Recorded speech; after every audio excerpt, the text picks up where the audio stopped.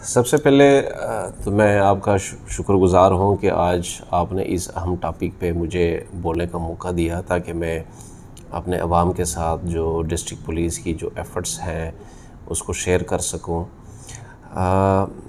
इसमें कोई शक नहीं कि डिस्ट्रिक्ट झेलम जो है एक लो क्राइम एरिया है, जिसमें रिवायती तौर पे यहाँ पे क्राइम इतना ज़्यादा नहीं, लेकिन पिछले चंद सालों से जब से ये ख़ासकर कोरोना से ये माशी हालात हमारे अफेक्टेड हो गए हैं और जीटी रोड की वजह से यहाँ पे चूँकि आमदोरफ्त ज़्यादा होता है तो क्राइम भी कुछ बढ़ गया है, जिसमें हमारी हाईवे के ऊपर जीटी रोड के ऊपर रॉबरीज़ हो जाती है और स्नैचिंग हो जाती है। कुछ हमारी जो है बाहर से ये पिंडी और पिंडी से ऑनवर्ड इस तरफ से गैंग्स आते हैं जो गाड़ियों चोरी में इन्वॉल्व हैं, वो बाहर से लोग आते हैं, वो हमें अफेक्ट करते हैं। इसी तरह गुजरात से और सराय आलमगीर से जो कुछ गैंग्स हमारी तरफ आते हैं जो मोटरसाइकिल चोरी और नकबजनी जैसी वारदातों में वो इन्वॉल्व हैं। इसी तरह हमारी जो बाउंड्री मंडी बहाउद्दीन और सरगोदा और खुशाब के साथ जो टच करता है, वहाँ से कुछ लोग जो है दरिया के पार से आके मवेशी चोरी और नकबजनी की वारदातों में भी इन्वॉल्व होते हैं। तो इन तमाम फैक्टर्स को मद्देनज़र रखते हुए, जियोग्राफिकल हमारी जो लोकेशन है उसको सामने रखते हुए हमने इसके लिए मनसूबाबंदी की हुई है।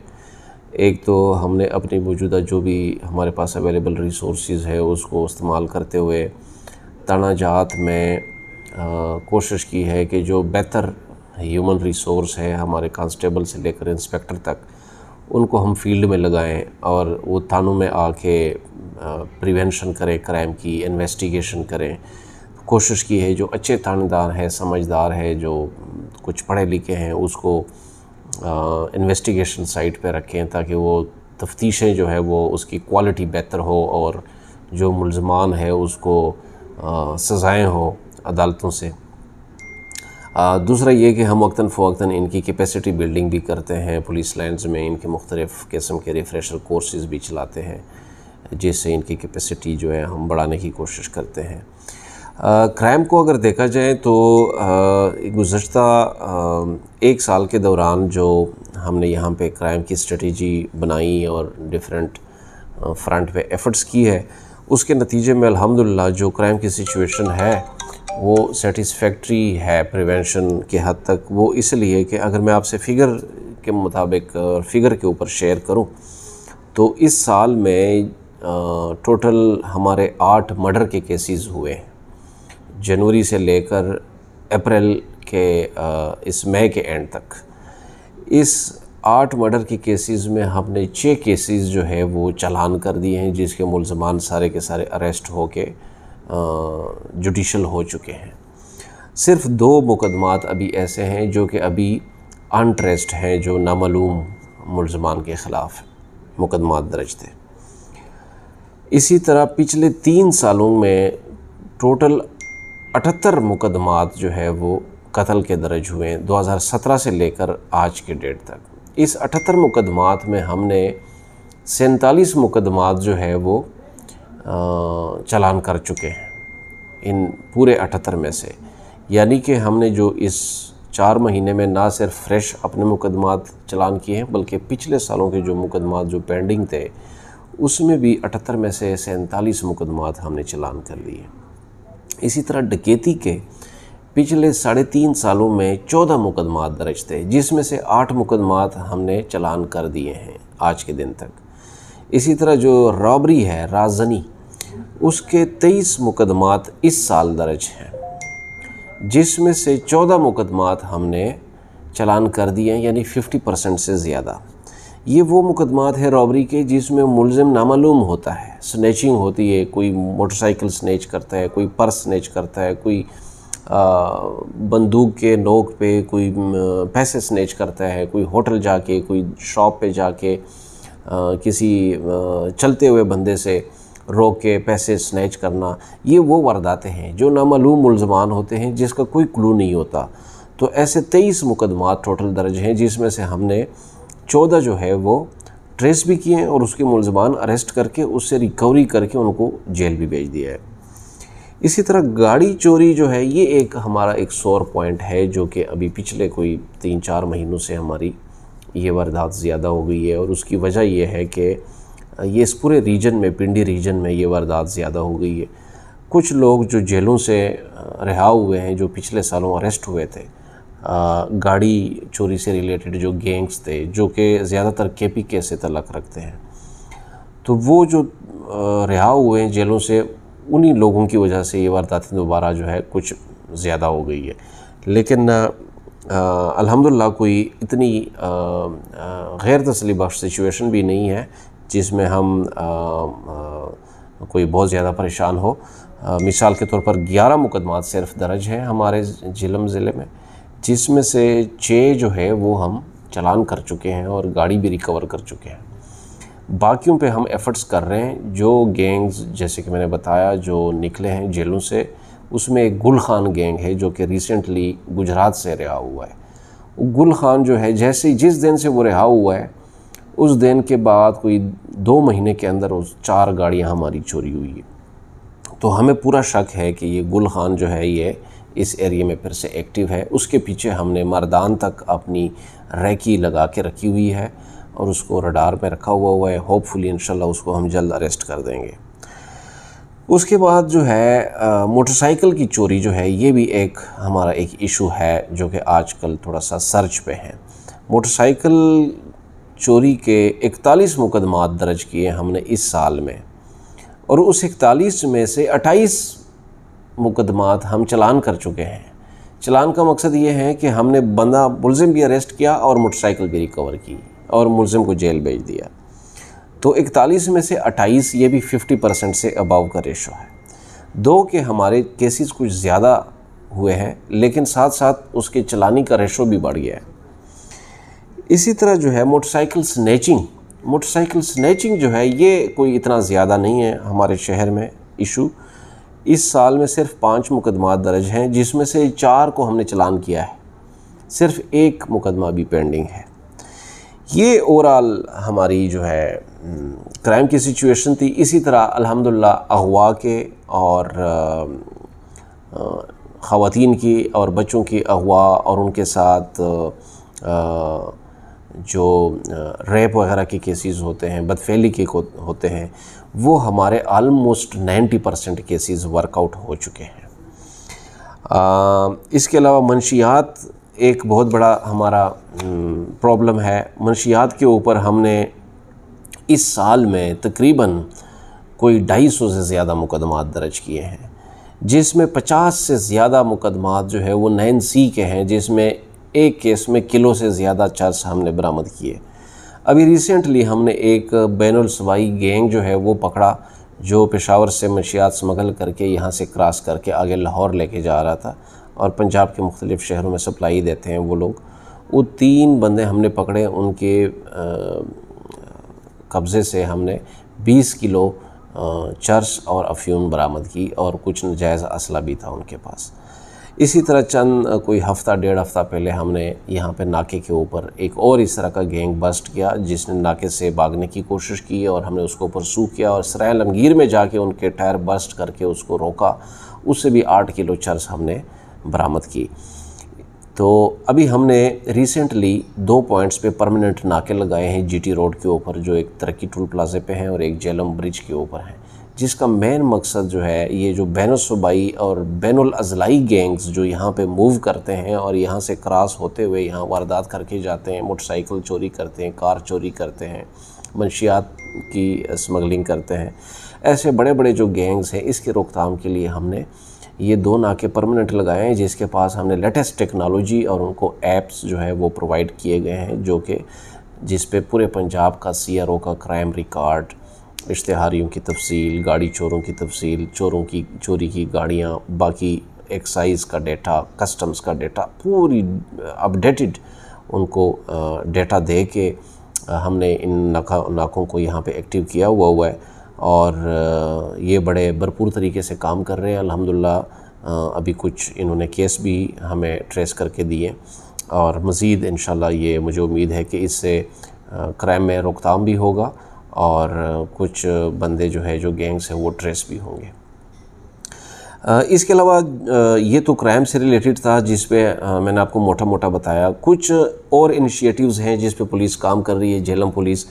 एक तो पुलिस का आवाम के साथ जो है जो राब्ता है उसको बेहतर करने के लिए यहाँ पे हमने कई इनिशिएटिव्स किए हैं। सबसे पहले तो कुली कचहरियों का आगाज़ किया, जिसमें मैं बहैसियत DPO ने कई कुली कचहरियाँ की और अभी ये सिलसिला जारी है। जो दूर दराज इलाकों में जहाँ पे कभी कोई पुलिस अफसर नहीं गया, हमने उधर जाके लोगों के साथ बरह रास्त मीटिंग करके उनकी दरख्वास्तें सुनी और उनके इश्यूज़ रिज़ॉल्व किए।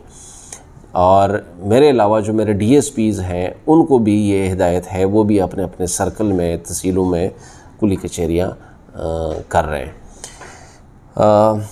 जिससे आवाम की जो एतमाद है वो बहाल हो रहा है पुलिस के ऊपर। इसके अलावा जो झेलम में सबसे बड़ा हमारा एक इशू होता है वो ओवरसीज़ पाकिस्तानीज़ के प्रॉब्लम्स होते हैं, क्योंकि बहुत बड़ा बल्क जो है यहाँ पे ओवरसीज़ पाकिस्तानियों की है।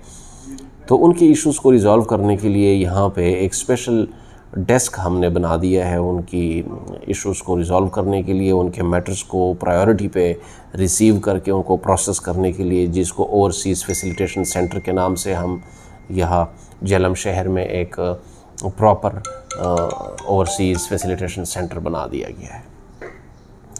इसके अलावा क्राइम के कंट्रोल के लिए और इलेक्ट्रॉनिकली क्रिमिनल्स के ऊपर सर्वेलेंस करने के लिए हमने एक सेफ़ सिटी झेलम प्रोजेक्ट का भी आगाज़ किया है, जिसमें कुछ प्राइवेट लोगों ने भी और कुछ डिस्ट्रिक्ट गवर्नमेंट की तरफ से हमें असिस्ट किया गया फाइनेंशियली, और हमने यहाँ पे कोई 50 से ऊपर कैमरे यहाँ पे इंस्टॉल किए हैं, जिसका एक इंडिपेंडेंट नेटवर्किंग सिस्टम हमने ख़ुद बनाया।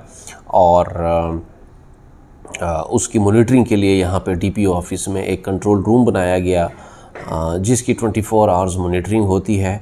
उससे ये है कि हमारा जो शहर के अंदर कोई बर्गलरी के या कोई मोटरसाइकिल चोरी के या गाड़ी चोरी के या इवन किडनैपिंग के अगर कोई इश्यूज़ होंगे या हाउस ब्रेकिंग या कोई शॉप ब्रेकिंग के वारदातें होंगी तो वो उससे ट्रेस होने में उससे मदद मिलेगी। अभी हमने इन कैमरों की मदद से कुछ इम्पॉर्टेंट केसेस ट्रेस भी किए हैं। इसके अलावा जी ड्राइविंग के हवाले से ट्रैफिक मैनेजमेंट सिस्टम को बेहतर करने के लिए भी कुछ हमने एफ़र्ट की है। यहाँ पे रक्षा यूनियन के साथ मीटिंग करके कोशिश की गई कि उनकी अड्डों तक, उनको स्टैंड तक महदूद रखें। लेकिन चूँकि झेलम शहर में जो ट्रैफिक का मसला है वो खाली पुलिस से रिलेटेड इसलिए नहीं है कि रास्ते बहुत तंग हैं, सड़कें बहुत कंजेस्टेड है ड्यू टू इंक्रोचमेंट, जिसमें हमारे TMA का रोल भी बहुत ज़्यादा अहम है कि सड़कों के ऊपर एक दुकान के आगे एक और दुकान सजाई हुई होती है, रेहड़ियों के लिए कोई जगह नहीं है, रक्षों के लिए कोई कड़ी करने के लिए कोई जगह कोई नहीं है, पार्किंग का इंतज़ाम कोई प्रॉपर नहीं है, जिसकी वजह से जो है हम बहुत ज़्यादा सख्ती भी कम्यूटर्स के ऊपर नहीं कर सकते, क्योंकि उनको मुतबादल कोई जगह ही नहीं है। अगर तो एक बंदे ने आके यहाँ पे शॉपिंग करनी है फैमिली के साथ तो उसने गाड़ी रोड पे खड़ी करनी है, क्योंकि कोई पार्किंग का इंतज़ाम ही नहीं है। अब अगर हम उस पर ज़्यादा कोई प्रेशर डालेंगे, कोई उन पर सख्ती करेंगे तो वो फिर उसका एक काउंटर प्रोडक्टिव है वो। लिहाजा हम अपने तौर पे एफ़र्ट कर रहे हैं कि ट्रैफिक की रवानी को बहाल रखा जाए, लेकिन ये इश्यूज़ हैं जिसकी वजह से अभी वो सिचुएशन नहीं है परफेक्ट जिसकी हम ख्वाहिश रखते हैं। लोगों की जो इश्यूज़ होते हैं लाइसेंसिंग के हवाले से, जो ट्रैफिक के लाइसेंस के हसूल के हवाले से एक शिकायत होती थी कि यहाँ पे एक तो बड़ा लंबा चौड़ा एक लेबोरियस प्रोसीजर है, एक फॉर्म फिल करना पड़ता है, फिर कई दफ़ा चक्कर लगाने पड़ते हैं ट्रैफिक के दफ्तर के, फिर टेस्ट जो है वो शफाफ नहीं होते, अपनी मर्ज़ी से लोग पास होते हैं, फ़ेल होते हैं, और उसमें फिर टाउट माफिया भी इन्वॉल्व होता है जो लोगों से पैसे लेके लाइसेंस बनवाने के नाम पे लोगों को लूटते रहते हैं। इन तमाम मसाइल के तदारक के लिए पूरे पंजाब में इलेक्ट्रॉनिक ड्राइविंग सिस्टम का आगाज़ हुआ है, जिसमें झेलम में भी जो है ये सिस्टम हमने लगा दिया है। तो होपफुली इंशाल्लाह इससे जो है इन मसाइल में कमी आएगी, और इससे ये होगा कि जैसे ही बंदा जो है वो ड्राइविंग लाइसेंस बनवाने के लिए वहाँ पे जाएगा, उसको उसी वक्त वहाँ पे सिस्टम के ऊपर बैठा के उनका रिटन टेस्ट लिया जाता है। 2 से 3 मिनट का रिटन टेस्ट, 8-10 सवाल पूछे जाते हैं और वो स्क्रीन के ऊपर उसको डिस्प्ले होते हैं। उधर ही वो क्लिक करके उनके सामने जो है उनका रिज़ल्ट डिस्प्ले हो जाता है, और फिर अगले दिन उसका जो है कंप्यूटर जो प्रैक्टिकल टेस्ट है वो लिया जाता है, वो भी सीसीटीवी कैमरास के सुपरविज़न में, ताकि उनको अगर कोई रिकॉर्ड चाहिए कि मैंने कहाँ पे गलती की है प्रैक्टिकल टेस्ट में, जहाँ जिस वजह से मैं फ़ेल हुआ हूँ, तो वो उसको मुहैया की जा सकती है। बिल्कुल शफाफ कर दिया है, टाउट माफिया को यहाँ से निकाल दिया गया है इस सिस्टम के अंदर से। ये जो फैसिलिटी है इसको अवाम ने बड़ा अप्रिशिएट किया, और इसकी अप्रिसिएशन को देखते हुए अब हमने रिसेंटली ये जो इलेक्ट्रॉनिक ड्राइविंग टेस्टिंग फैसिलिटी है ये तहसील लेवल पे एक्सटेंड कर रहे हैं। सुहावा तहसील में इसका इफ्तिताह मैंने कर दिया है, जिसमें अभी इंशाल्लाह नेक्स्ट वीक से जो है वो वहाँ पे ड्राइविंग टेस्ट का जो प्रोसेस है वो शुरू हो जाएगा, और अगले मरहले में अगले हफ्ते हम पिंड दादन खान में भी ये फैसिलिटी लेके जा रहे हैं, ताकि वहाँ के अवाम जो है वो इससे फ़ायदा उठाएं, उसको जलम ना आना पड़े। ये सारी की सारी एफ़र्ट्स हम आवाम की सहूलत के लिए कर रहे हैं। इसके साथ साथ जो पुलिस की नफरी है उसकी वेलफेयर के लिए भी बहुत कुछ कर रहे हैं। जो हमारे मुलज़मीन का तनख्वाहों के मसाइल, अलाउंसेस के मसाइल, जीपी फ़ंड, दीगर उनके जो फाइनेंशियल बिल्स वगैरह होते हैं उसको बड़ा एक्सपेडाइट किया। अब अल्हम्दुलिल्लाह कोई ऐसा केस नहीं है जो ये कह सके कोई कि मैं पिछले 6 महीने से या 8 महीने से कोई बिल जमा किया है और वो मुझे मिला नहीं है। और इस सिस्टम को मज़ीद बेहतर करने के लिए, अपनी नफरी की वेलफेयर को बेहतर करने के लिए अभी रिसेंटली हमने यहाँ पे काम शुरू किया। उस पुलिस लाइन के अंदर एक पुलिस वेलफेयर सेंटर बना रहे हैं, जिस पे काम शुरू है और अनकरीब उसका इफ्तिताह करेंगे।